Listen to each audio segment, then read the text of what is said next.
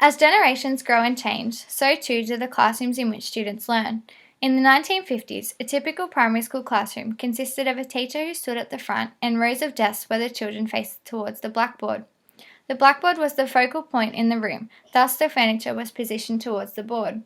The walls of the classroom were close to bare as there was no artwork or posters displayed, which left participant 1 with memories of the classroom being a bit bland and boring. As time progressed, so too did the structure of the classroom layout. In a typical classroom of the 1980s, the importance of creating a warm and inviting environment was becoming more prevalent. Walls were starting to feature some of the work that the children of the class had completed, but the remainder of the room was still fairly plain. While some work was being displayed, there was a lack of creativity when it came to the presentation of the room. In a typical classroom, the tables which the children sat at were grouped, although the lesson content was still conducted as either a whole class discussion or an individual activity. The blackboard remained the salient feature of the classroom, but depending on the location, age, and socio-economic status, the school may have access to utilities such as whiteboards and overhead projectors. Another available technology of this time period was the School of the Air. This was a correspondence program where children in rural and remote areas who didn't have access to school were able to communicate with the teacher via radio transmission. Towards the end of this decade, the Apple IIe computer was being gradually introduced into selected schools. This technological advancement remained a luxury at this time. As we transition to modern-day classrooms, significant technological advances become evident. The original chalkboard has now been replaced by an interactive whiteboard in the majority of modern classrooms. This system allows students to interact and make the content more tangible. By connecting a laptop to the interactive whiteboard, educators are able to use pre-organized lessons, material, and display interactive activities in a manner which allows children to touch and navigate around the board, encouraging activity, participants, and further opportunities for learning.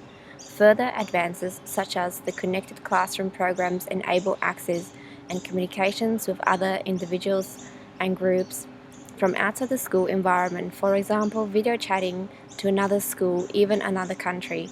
This format can enable a class to speak with more knowledgeable individuals about the specific topic they are studying. This channel of communication is referred to as an excursion.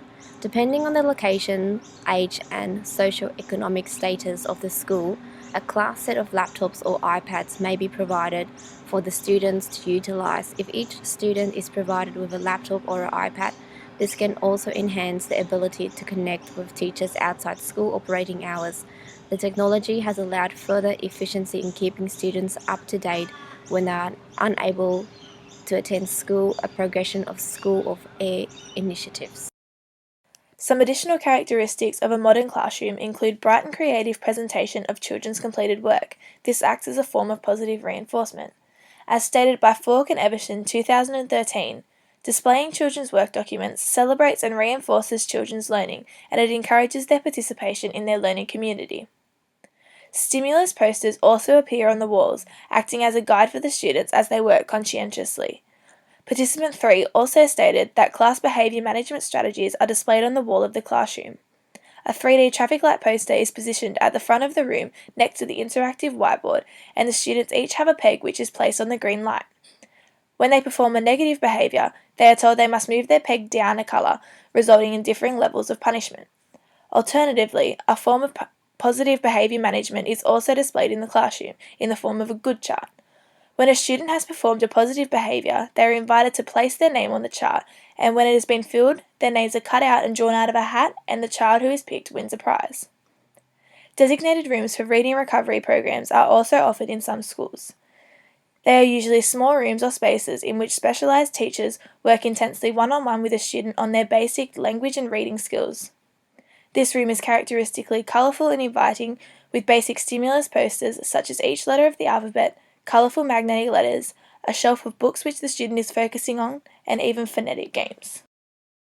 Over the course of this 3-decade task, it has become clear that significant developments have occurred progressively over time in all areas of the primary school, particularly the physical environment. The observations and recollections by each participant have been supported by contemporary research in this field.